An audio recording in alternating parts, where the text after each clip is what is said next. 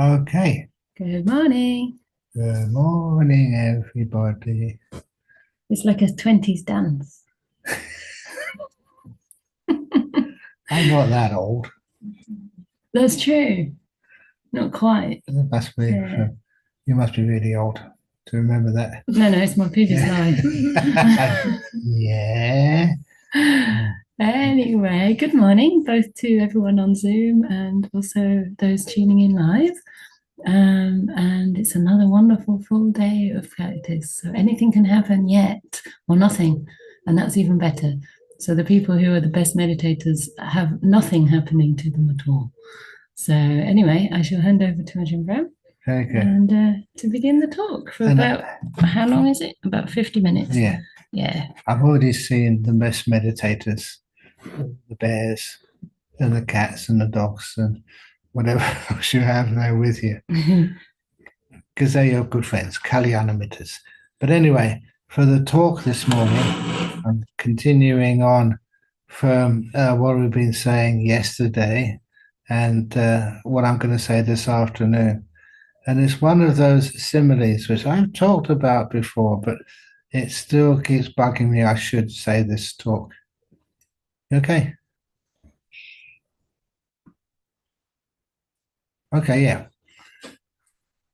Making signs. Oh, I got. okay. There's some signs. That this is just a very beautiful way of describing meditation, and one of the ways which makes it quite easy. So it's useful, it's easy, and it makes a very powerful point, which is you don't do anything, you don't go anywhere, you don't move anything, you don't get rid of everything. That's a simile which I borrowed from the Vajrayana tradition, the thousand-petaled lotus simile. And I always admire this because, as you will know, a lotus closes up in the night time to protect itself and opens up during the daytime. What opens up that lotus is the warmth and the light of the sun. When the warmth and the light of the sun strike those outermost petals of the lotus, warms it up, and it soon opens up all by itself. And those lotus flowers or lotus petals on the outside, what has to protect the lotus inside during the nighttime, if you look closely, I always remember it as like being corrugated, being tough, not particularly beautiful, and it also has no scent to it, no fragrance to it, because it's just a protecting layer of petals. And when the first rays of the sun hit that lotus, warm it up, then that lotus starts to open up. And what is the symbolism of this? To make it clear from the beginning, you are the lotus. And on the outside of you, sometimes when I look at people, I think they're going to try and meditate. I said, well, who do they think they are? And sometimes that's what I used to think in the most early days. And I've been surprised so many times. So many times have I seen these people starting meditating, got terrible posture, they've got no real idea what they're doing, but nevertheless, they sit down there, and after a while, they get these beautiful states of mind. What's going on there?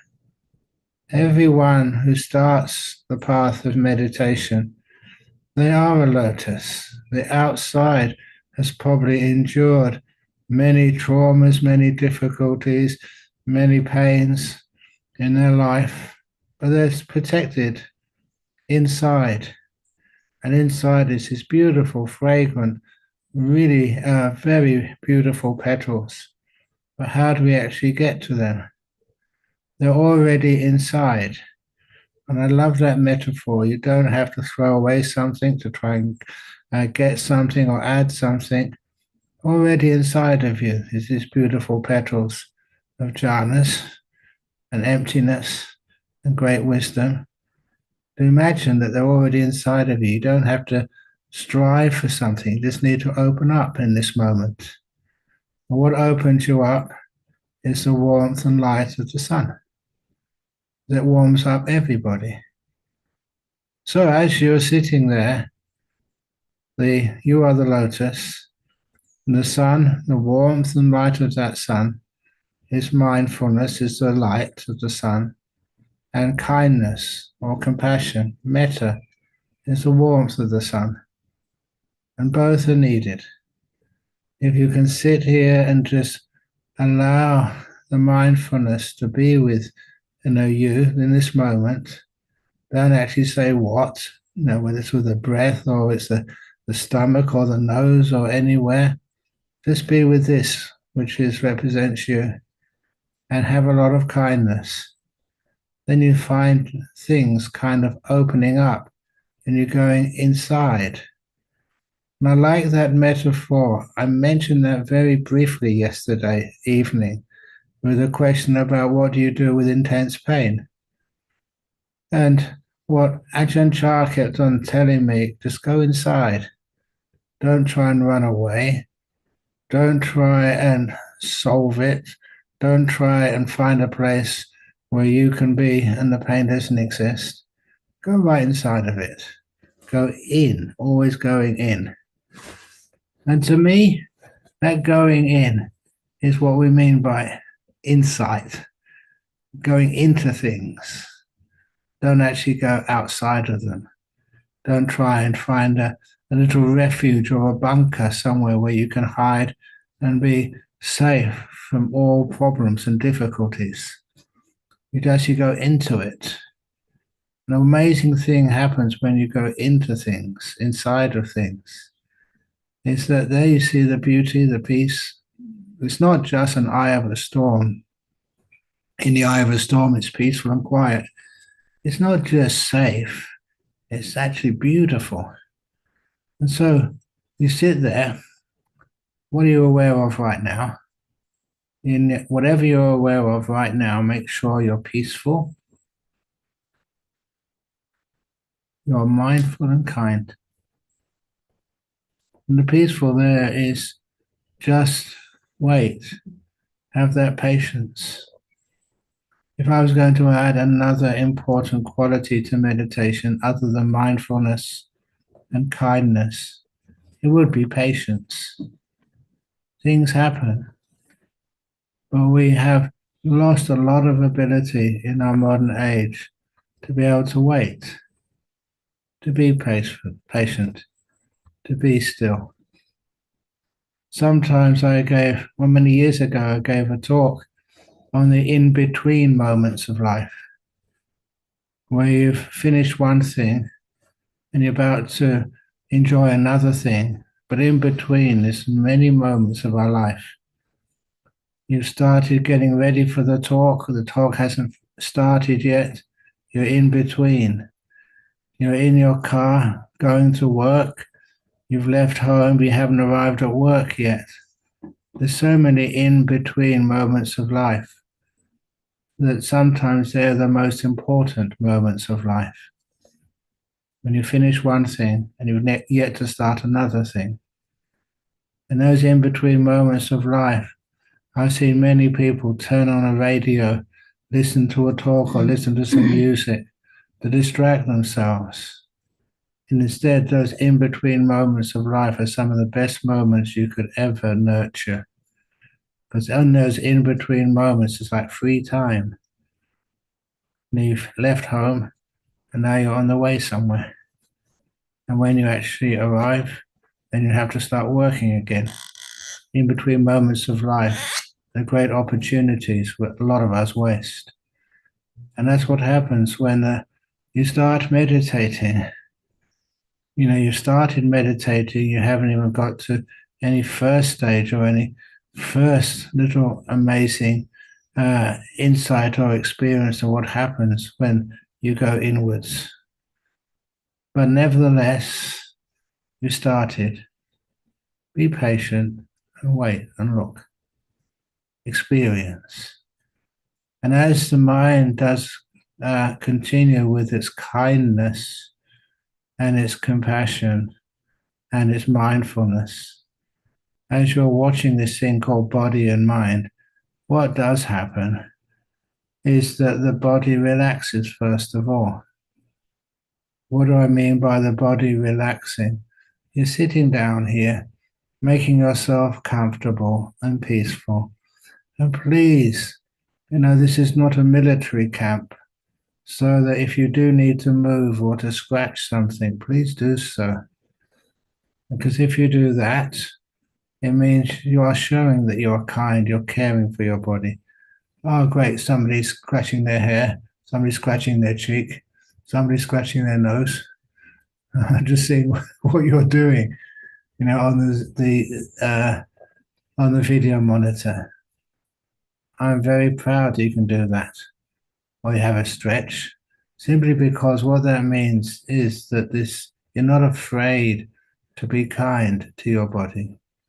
You scratch it a couple of times, the body relaxes, and then it can be free and peaceful and still. It takes a while to get in the best posture. And I know that because I've been in some really weird postures, but they work. So you start off with being mindful and kind to your body. And what happens to your body then? The purpose of that mindfulness and kindness is to relax the body so well you can go inside. And when you go inside the body, it's like the outermost petal of the lotus flower opens up.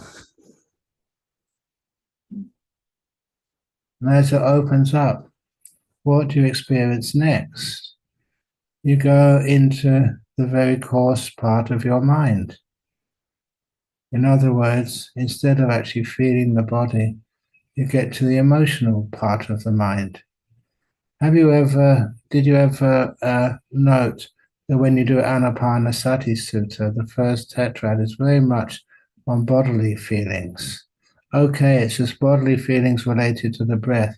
It's still body. And from there you go deeper into the mind. The mind feelings and then the mind by itself in the Nimittas. You're just going inwards every time. Now, one of those places where you go in, that when the body starts to relax, one of the next places you go into is into the center of time.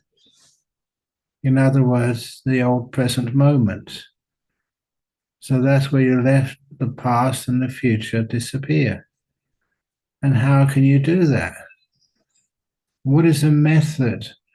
Now, what can you do, or rather, what can you not do in order to let go of this perception of time, which weighs you down? Imagine you're going on a hike on the moors or the mountains, and you're carrying 2 heavy shopping bags. This is a simile of the shopping bags. And I say this because I've never been shopping for years, but nevertheless, many of you have to go shopping. And just imagine you're carrying these 2 heavy shopping bags. And as you're carrying these 2 heavy shopping bags, you notice you've been carrying them for a long time. And the shopping bag in your left hand really weighs. It doesn't actually, not that full, but nevertheless, it's a real burden, and your arms ache and your shoulders hurt. And the shopping bag in your right hand means your hand hurts and your right shoulder also hurts. And you can feel them. And like most shopping bags, I think it's the same these days as the last time I went shopping, 50 years ago. They have little signs on them where you bought these goods, like, I don't know, like Woolies. Still Woolworths is happening now. What other shops have you got? Not any Woolworths anymore. It's a food shop. It doesn't matter, anything which you've been shopping. I'm not talking about food. I know I'm a monk, but I'm not obsessed with food. With Marks anything and else. Spencer's. Sorry? Marks and Spencer's. Oh, Marks and Spencer's. Okay, Woolies and Marks and Spencer's. And you got the sign. Yes, she's just come. I love you, visitor. And so you're not obsessed, with what's actually in the bag. It's just so heavy. And so these bags in this simile, you look at the bag in your left hand, and that's got the sign of a very strange shop called PAST, the past.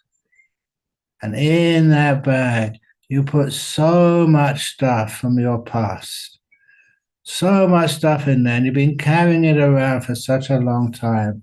And it really makes your hand hurt and your shoulders ache. So what should you do?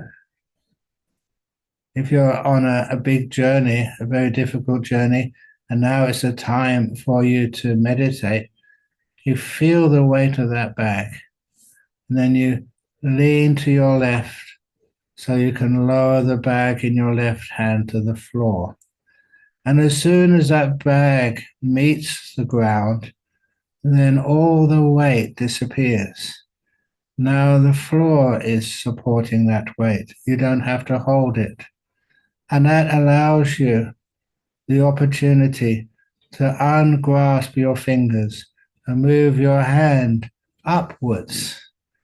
So you're letting go of the bag representing your past. And then you can feel the weight in your right hand, a big bag there with all your fears, plans, hopes, desires, anxieties, whatever's in your right hand. You can feel the weight of that bag. And then you lean to the right and you lower that bag to the ground. And when the ground supports the weight, you can actually open up your fingers of your hand, let go of the grasp onto that bag, and move your arm up. So you've let go of the past and future, represented by those two shopping bags carrying all that stuff. You're not throwing those bags away yet. You're just putting them down for a while. And then you look down, and there are those two bags, your past and future. No weight anymore. And you're standing at this magic place in between them called the present. You're here now. There's no weight. And nobody's going to steal those past and future bags away from you. They're on the floor, on the ground, they're safe. They're no burden anymore. You can let them go. And you deserve that sense of freedom for half an hour or 40 minutes, however long you meditate for. You deserve that freedom. Grant yourself that freedom. Grant yourself peace. And then you find you can stay there. Your mindfulness and your kindness has allowed you to put those two things, past and future, down on the floor. You know they're safe. You know you're free. So once you get into inside of time, and now you have the present moment awareness, then what do you do next? Have you ever recognized that when you are talking backwards and forwards, that almost creates more busyness? And this is something which I have encouraged you to do. Please, just don't take notes. I've often understood that when I was listening to an inspiring Dhamma talk, or listening to an inspiring lecture on theoretical physics when I was a student, sometimes it hit me so beautifully, in my heart, what was being said, that I could not take any notes. There's no way that I could decide to try and remember. You became silent and quiet. And the simile, which I haven't said yet, but which is one of my favorite similes from Lao Tzu, that was that he would go on a walk every evening with one of his disciples, only one, different one every evening. And he would tell the disciple there's a golden rule. If you go on a walk with me, you have to keep totally quiet, no talking. And there's one evening they came to a ridge on the mountains and they saw this amazing sunset, just golds and crimsons and purples streaking across the horizon. It was breathtaking. And the student forgot the golden rule and said to the master, "Wow, what a beautiful sunset." That was kind of natural, but it was breaking the golden rule. And so Lao Tzu turned around and walked back to the monastery. He never said anything until he got back into the monastery. And that's where he said, that young man is never going to be able to go on a walk with me ever again. He's broken the rule. Very strict. And so this young student's friends said, "Isn't that a bit harsh? Anyway, what's wrong with saying what a beautiful sunset?" At that point, the great master replied, "When my student said, 'What a beautiful sunset,' he was not watching the sunset anymore. He was not mindful of the sunset anymore. He was mindful of the words." And I know when I first heard that, I thought, wow, that was so profound and so deep. As you go deeper into the meditation, deeper in, not on, then you don't need to say anything anymore.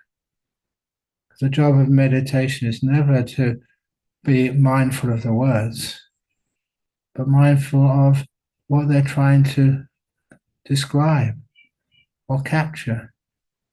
And these deep truths cannot be captured. They cannot be described in words. That's why a lot of times when people talk about their deep meditations, it's so hard to put words to them. They have to describe, well, it's something like this, but not totally like that. It's something like this. And they have to paint a picture. I always really respected great poets. Great poets, even though I was a theoretical physicist, I remember taking a book of John Keats, one of my favorite poets. A thing of beauty is a joy forever. One of the opening lines of one of his poems. And because he was telling me to understand truth, you can't just describe it like a physicist does in numbers, but you paint a picture with words, and sometimes words in strange formations together. And sometimes that captures something. And when it does, I think, wow, I can really recognize that, and it's beautiful. So the silence is something which is also really, really important as we go deeper into meditation. So we go from the body into the present moment into silence. And often when people ask me, Ajahn Brahm, you're a monk, what is your idea of what mindfulness is? And I say that. Silence, present moment awareness. It's now. And so this is what you're opening up. You're going inside the lotus into present moment awareness and then silent present moment awareness. And that, as you go deeper into the lotus in this metaphor, that already is beautiful. It's delightful.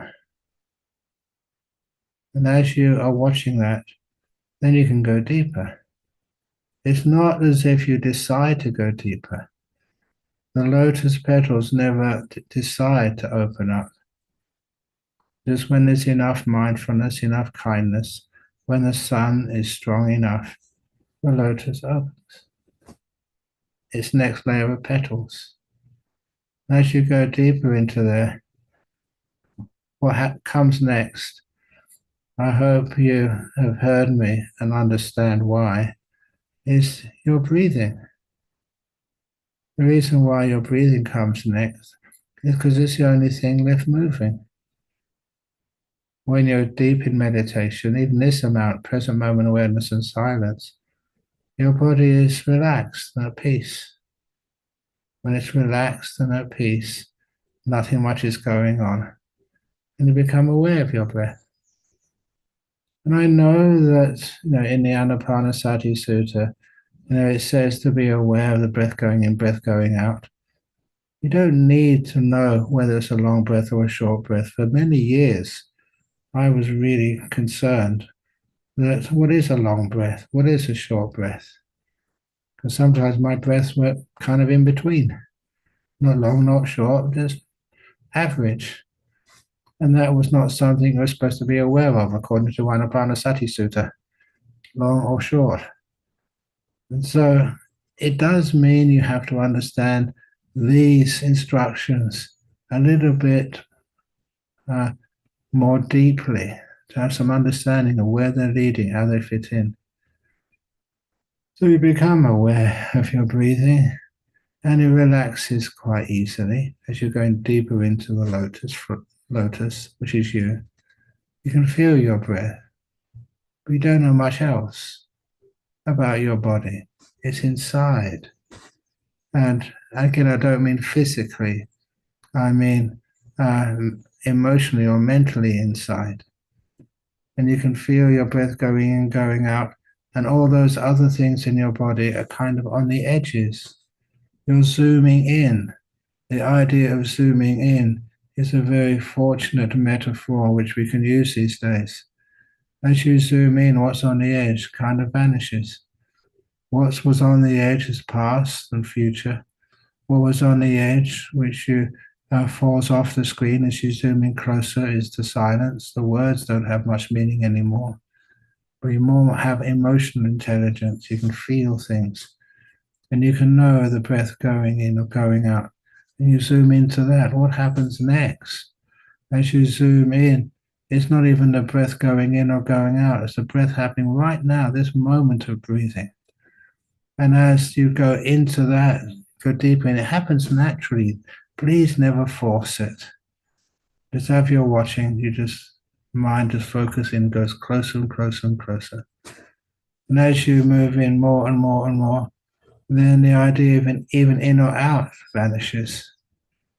Because what is in and out in is relative to what happened just a few moments ago. Out again is what happened a few moments ago. You're so in this moment that doesn't make any sense. There's no measuring anymore. And as you can notice just breath happening. And the Visuddhimagga gave a nice description of a person sawing a piece of wood. That's a piece of wood, and I'm sawing it. It's only a metaphor, I'm not really doing it. And as you are sawing it, after a few moments, you can just focus in on one or two teeth of the saw, and just this small area of the wood which it is contacting. You don't know whether that's the beginning of the saw or the end of the saw, because all those saw teeth look the same. And all you know is sawing, not beginning, not end. This is where you start to understand how the breath starts to vanish. It's a feeling, it's an object which you can be aware of, but you take away all these other complications like beginning, end, short or long. It's just this moment of breath. Now, one thing I would say is you're going deeper into the lotus here, that now your perception of breath changes. It's always been changing, but it's getting more and more refined. And sometimes people kind of looking for the usual perception of breath, and that's disappeared now. And if you do, don't do anything. Just relax. The simile is like being in a lit house in the forest and going out at night into the darkness of the wood. And there's no moon up, there's no electric lights anywhere. It does take a few moments for the retina, or rather the pupils of your eyes, to dilate. And once they get big enough to let more light in, you can start to see things. It does take a while for you to adapt to the more refined, smaller amount, smaller intensity of light. In meditation, it's similar. That after a while you've been watching something like the breath, you're used to watching the breath, that starts to vanish. You're going deeper in. And as you go deeper in, what you see is much more refined. You soon get used to it and understand that you haven't lost anything. Your mindfulness is getting more refined. And as that image of the breath gets more refined, please make sure that you can perceive the happiness and the joy. The joy and happiness is really important because that is what brightens up the mind, gives it something to observe, to focus on, and it does make the meditation work. You're going deeper in. The deeper you go in, the more joy and happiness you can see and find. So you're just watching that fifth and sixth stage of Anapanasati, going deeper into your lotus. The deeper you go in, the more beautiful are the patterns and the colors on those lotus leaves. And again, the more fragrant is the scent of that lotus. It's gorgeous, it's beautiful. So as you're going deeper and deeper in, that you still have enough to watch. You don't need to go backwards. And as you go deeper in, you get to these beautiful breaths, the joy, the happiness, the piti sukha. That is where you can start to let go of the breath and with it all the other five senses. In meditation, I sometimes compare the breath to the stepping stone in the middle of the stream. You're moving from the world of the five senses to the world of the mind. Totally different states of existence for you. And you use the breath, the most refined of the physical feelings, which can disappear as it relaxes, using the breath as your stepping stone. And so as you're on that stepping stone, going deeper in to the world of the mind, this is what happens. And as you go deeper in, there is a state of meditation which many people have problems with. And this is one of the reasons why I wanted to employ the simile of the thousand-petaled lotus. Because sometimes people are with the breath and the breath is starting to look beautiful. And then a light appears in the mind, these nimittas.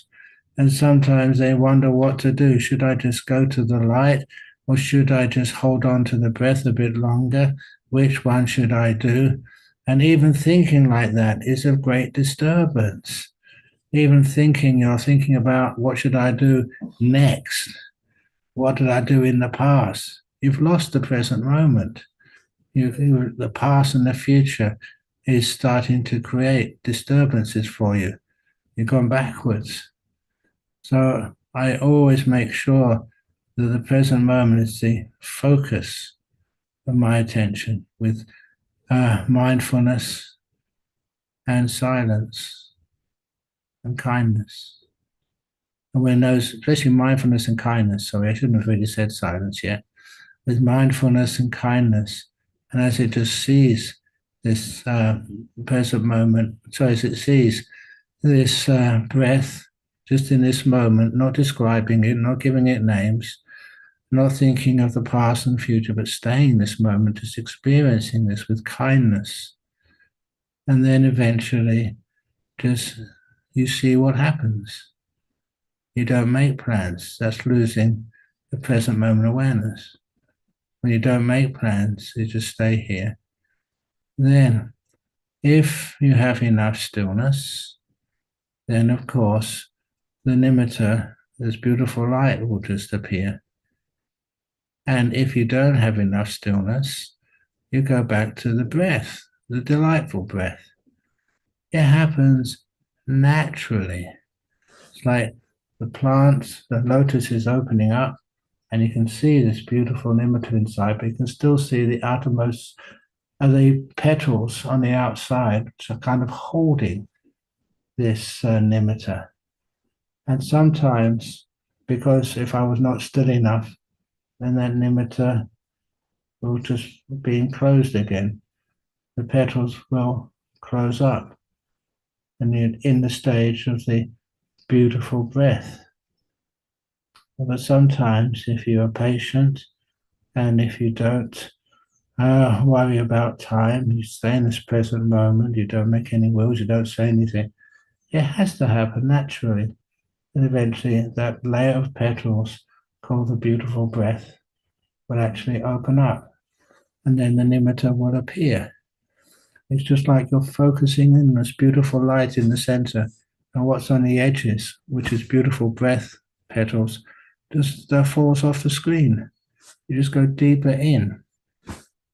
But as you go deeper into this nimitta, again, if you haven't become quiet yet, in other words, you still want to describe things, that's where you can get either afraid, or you get excited, or you just start doing stuff. A lot of times, this is a different stage of meditation. So you'll make many mistakes as you explore the different ways of experiencing the nimitta. But there's one thing which I kind of mentioned already, and I'll mention it again now, and I'll mention it again in the afternoon when I give a sutta talk on nimittas, that one of the characteristics of these nimittas, the real nimittas, are when whatever light you see, whatever color you see, is not of this world. Don't be scared. It's just when you see any color, say a blue nimitta or a red nimitta, it's more red, deeper blue, whatever color it is. And at this point, I did promise to tell this story, and now it comes. I had one of the most stupid nimittas, ridiculous nimittas you could ever imagine, because I was getting very deep in meditation. And then, of course, the breath vanished, and I saw this beautiful light in the mind, very clear. And it was a yellow color, but not any yellow color you can ever see in any color manual. It's no color you can choose from an art shop of different shades of yellow. It was pure, deep, and vivid yellow. And then I looked at the shape of this nimitta, and that's what broke the meditation. Because the shape of this nimitta, this beautiful yellow, was the shape of Garfield the cat, the cartoon character. As you know, sometimes I like funny stories, and I don't know if it's a weakness or it's just one of the characteristics I've inherited over many lifetimes. But nevertheless, that I saw it and recognized it straight away as Garfield the cat. I must have been looking at too many Garfield cartoons in the newspapers, and when I saw that, of course, that broke the meditation. I started bursting out laughing in the middle of a meditation, and that was the end of that. But nevertheless, it was a nimitta because of the color was this exquisite, not of this world. But anyway, if you don't have stupid perceptions like that, then what you're seeing is has the form of a cat, of Garfield the cat, but you just stay with just the color or the simplicity of it. The best nimittas, the shapes, will always be not even circular, but like a circle but with no edges to it. Because every time you make it complicated, that lack of simplicity, that lack of beauty makes that nimitta a little bit less powerful. So sometimes that, the circle is the most simple, but the circle, if you like, with fuzzy edges, so there's no real end to it, no real limit, no inside or outside. I know that when I first was training with nimittas, sometimes people say, well, make it this size and that side, expand it, contract it. That's a lot of gomayang. You can ask Ayachanda what gomayang means, because that makes it way too complicated. Keep it as simple and natural as possible. You don't decide, you don't do anything. You're just watching there and you're just going deeper in. And imagine you see a beautiful light, and then you just allow yourself to go in. The most beautiful part is inside of it, not on the outside, not on the edges. So ignore the edges to it, go inside, deeper in. And that is where the brightness gets the strongest. I've also mentioned this about, oh my goodness. Oh yeah, I've still got a few more minutes. I also mentioned this, that sometimes that nimitta, as you're going deep into the lotus, the nimitta gets more and more beautiful, more and more simple, more and more fragrant, the deeper you go into the lotus. And these beautiful petals emerge, which are just unbelievable and gorgeous. And they should take all of your attention. Why do they take all of your attention? Because it's incredibly satisfying. If you see something of great beauty and great delight, stable, really safe, why would anybody want to ignore it? Real nimittas, it just draws you in. That's why when somebody said last night the idea of a tunnel, that's one perception. It's not a tunnel, it's just how we perceive it. But that's a legitimate nimitta experience which many people have.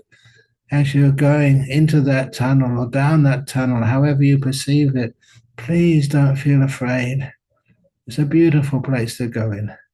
Because at the end, you probably see if you're going into a tunnel, a beautiful light, a real powerful nimitta, which is right next to the jhanas. So just go for it.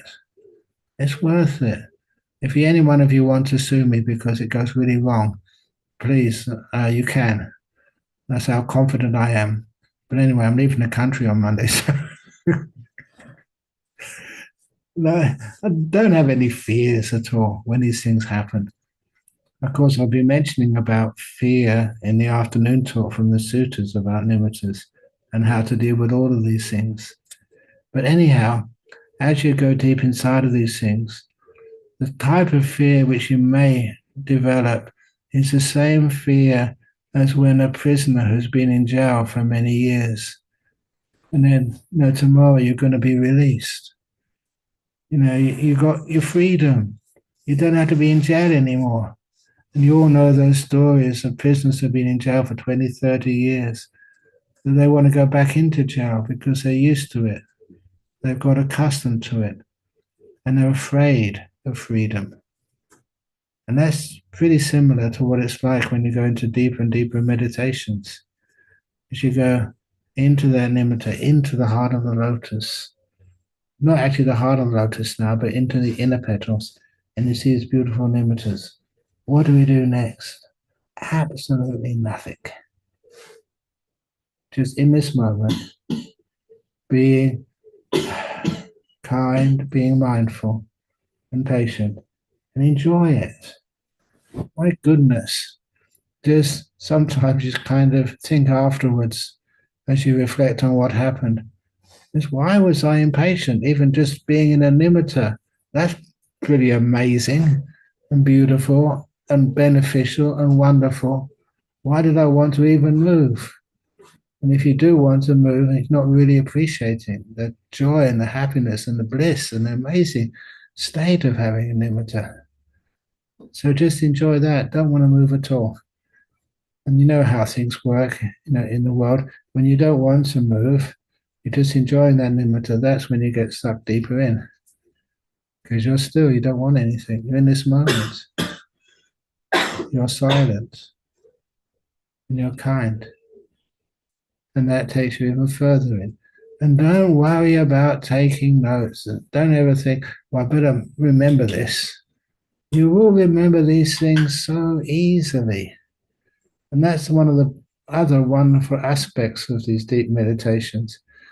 Because in those deep meditations, your hindrances are asleep, basically. They're not working.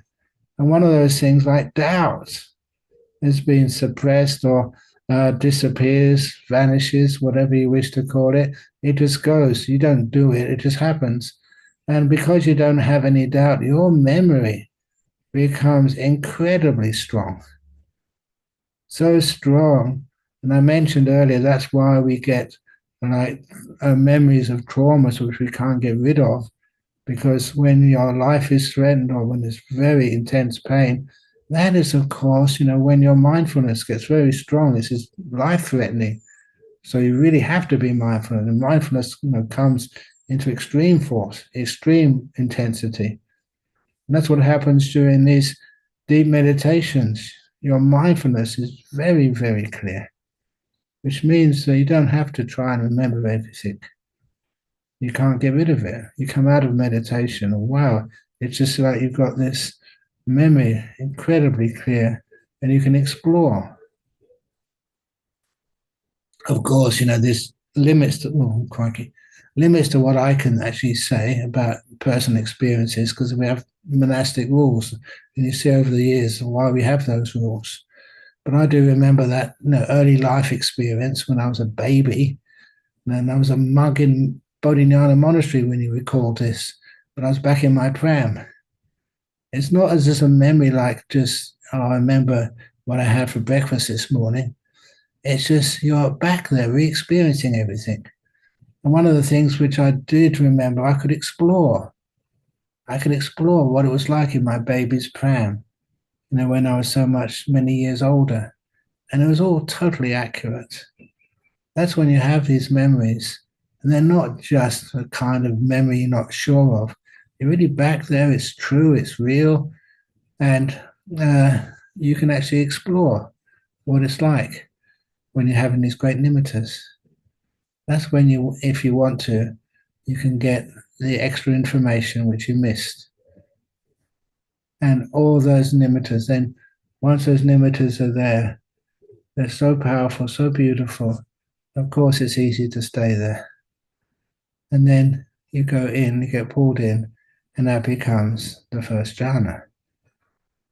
There is sometimes a resistance, and that is some kind of, you're aware, very simply aware, and it goes right on the edge of a jhana, but you're in a beautiful nimitta state. And there's always that same fear, the same fear as the prisoner being released. I said, this is a bit too much for me at first. Many of you may feel that. Please, you can handle it. No problem. That fear is totally unsubstantiated. It's just a fear of the unknown. And it's worthwhile just taking that one step into where you've never been before and figuring out afterwards, you have been here many times before in these jhanas in different lifetimes. But go for it and experience it and stay there as long as you possibly can. Usually, if you do have these jhana experience, they're so satisfying. They're so still and peaceful. When sometimes people say they entered into this first jhana only for 5 minutes, I say, yeah, sure. These are mammoth experiences. So mammoth experiences, I say it's a bit unfair on Buddhism. Because if you were a Christian and experienced a jhana, they would name a church after you or a school. You'd be able to go to St. Chandra's School for Girls. That's what they do, and they call you a saint. They're really immense.